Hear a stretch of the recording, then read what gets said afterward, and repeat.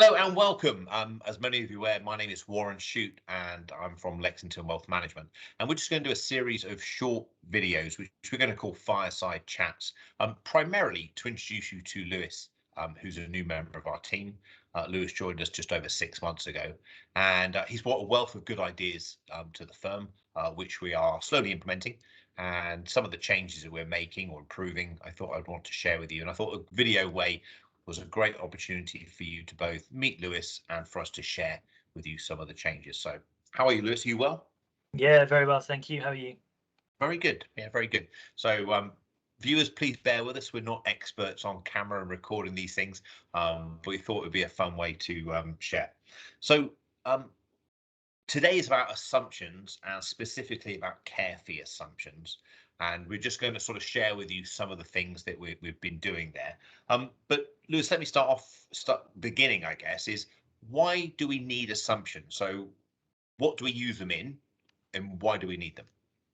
Okay, so when we're planning people's finances in their future, there's obviously hundreds, if not thousands, of variables, many of them specific to the client, many of them are more related to the economy and the wider world. So assumptions is an attempt to look at the wider world, the more generic or the more common themes that crop up in financial plans, and attempting to nail them as close to reality or somewhere sensible as we possibly can, and thereby it provides a sort of a framework and a starting point from which to build the plan. Yeah, okay. Yeah, I get that. So we've got the sort of the raw materials, the building blocks. So we've got from our clients the income, the expenditure, the assets and liabilities, which we refer to as ALI. They're the fundamental frame. And then we've got the assumptions that typically we've come up with, and that's what we're looking at. And together they produce the financial roadmap or financial plan the client would do. Okay, that's Yeah, fine. I guess it's a little bit unfair to ask clients what they think inflation is going to be in the future, and interest rates and the like. That's for us to know about. And many clients are well versed on it, but of course not all of them. Yes. No. It's so give me some examples of some of the assumptions. You might mention some already, but some of the things that we make assumptions on. So inflation and interest rates, the two that I've just mentioned, but also things like house price growth, wage growth, and where things don't necessarily increase with inflation as well. So we've mentioned care fees, but also funeral plans, private medical, those sorts of things. Private education generally Yeah. increase faster than inflation, so we have to pick those out and be sensible as and realistic as we can be. So if we know it's going to rise faster than inflation, then we have to cater for that as well. Yeah. Okay. So bring it back into care fees because this is the area that we have changed. The other ones I would say we have tweaked, and they've always been tweaked over the years. So inflation is a good example. We've kept an eye on what underlying inflation is. We've looked at what the Bank of England are forecasting, and we've gently tweaked it. We've never made radical changes, but I think the one that has changed significantly, and that you, if you are watching this and you're a client, you'll possibly notice in your financial plan, your cash flow, would be care fees. So what were we assuming for care fees when you came to Lexington, Lewis?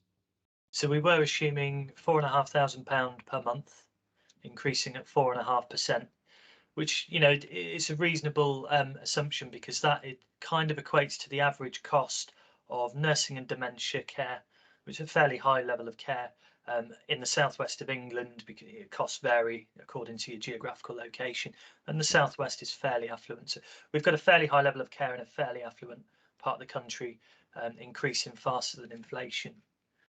Yeah, okay. And what are we assuming now? So we've increased that to £6,000 a month, rising at 4.7%, which is an odd figure and not a million miles away from the 4.5. But I'll talk you through kind of what the critique was for the old assumptions. Okay, so reasonable though they weren't really bearing up in reality. They weren't really reflecting what the clients were paying. And there's a number of reasons for that. So first of all, it is an average. That average is skewed by the fact that it includes the figures that local authorities pay, and they get a discount um, compared with what the man on the street pays.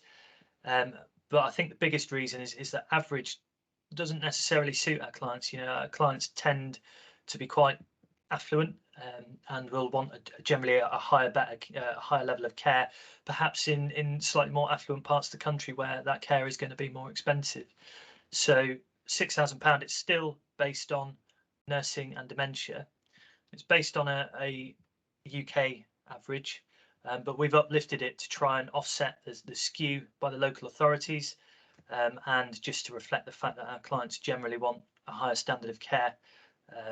And the 4.7 figure, which is very bizarre, that was selected because we looked at the figures for average increases, year on year price increases of care homes between, I think it was 2012, 2018, 2019, roughly. And 4.7% captured or was equal to or more than at least 90% of the increases seen across that time period.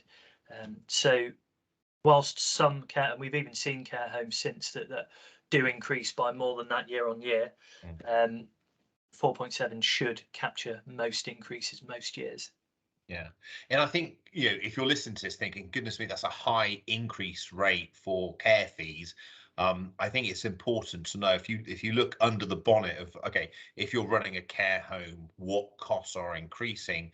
You've got the inflationary rises of, for example, food and such like, but then you've got the additional costs, for example, of wage increase, which I'm sure is one of the biggest ones. And care homes in the next 12 months or 24 months will be including the additional sort of national insurance as well, which is being added to employers and employees for the coronavirus payback. So we saw one recently, didn't we, Ryan? That was it was 9 or 10% that it had gone up by since last year. scary, honestly, it's really scary. And it's one of those things that we want our clients to be aware of, because we feel if you're informed, you can make a better decision. But we also equally don't want you to put your life on hold just to pay for your care fees, because it's something that may never happen. So it's a very much of a balancing act. I think this is where financial planning comes between the sort of the logic, the science, and the art. Just trying to make sure that you're living life by design, and not default. It's like our strap line that we like to use. But you're prepared and you're aware of. You've got some kind of strategy that, okay, if that were to happen, this is what we said we would do.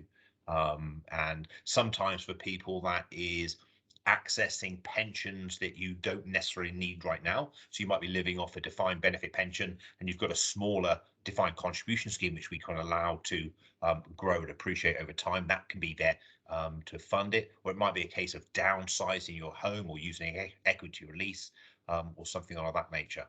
So you've got it. One other thing that I think that you've brought to the table that we wasn't doing previously was the duration of how long the care fees were in payment for. Do you mind just touching on that and explain that a little bit? Yeah, sure. So this is really tricky. It's hard to find data on things like average ages of admission into care homes. We know the average age in a care home is roughly 85.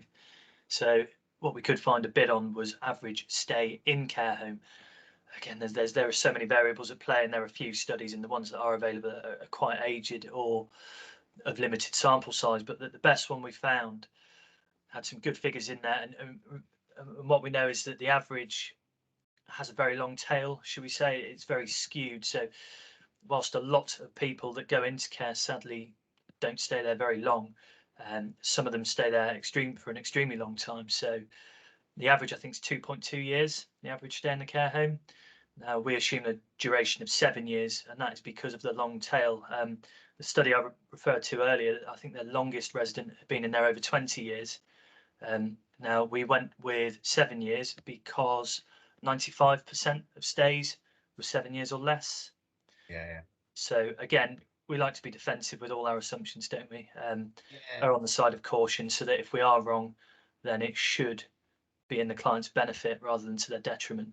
Yeah, because from our side of the table, so if you're watching this as a client or potential client, from our side of the table, we want to encourage you to live life. So whether that's taking those additional holidays, upgrading that home, or potentially gifting money away to family, friends, or the local community. So we want you to get the enjoyment of that, but in the same breath, we don't want you to detriment potential risks that might fall in the future. And the biggest one really that we see is the cost of care. By far, potentially more ravishing on your estate than inheritance tax, because you have no protected nil rate band. It's potentially all of your estate. So yeah, no, it was good. I was very pleased. I've got to say, I was very pleased with the work you did on that and the changes that we've implemented. We've done this video really because it was a significant change. We've gone from 4,500 up to the 7,000. Sorry, 6,000. And I just wanted to make sure that we communicated that to people. Is there anything else you wanted to add, Lewis? No, I think other than labouring the point that this is catastrophe planning, thankfully it is still the minority of people, despite what the media would have you believe, it is still the minority that need care. But it's it's important that we consider what could happen, what could ruin your financial future. So at least if nothing else, you're aware. But Yeah. ideally, so that we can plan accordingly. Yeah, absolutely. Brilliant. Okay, so we'll leave it there. Thank you very much for watching and listening. Hope you found it useful. And if you have any comments or suggestions for any other topics we do, please feel free to drop us a message. Thank you very much.